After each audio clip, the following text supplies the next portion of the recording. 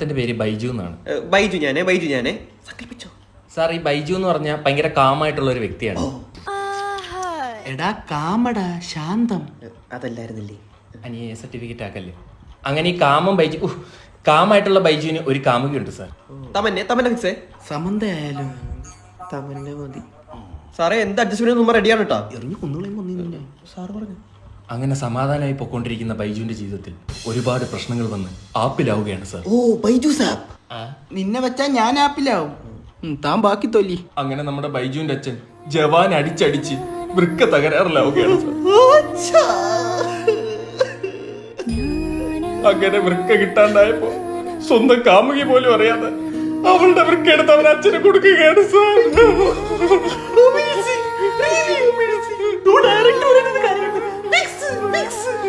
ഇറങ്ങിപ്പോടാ sir.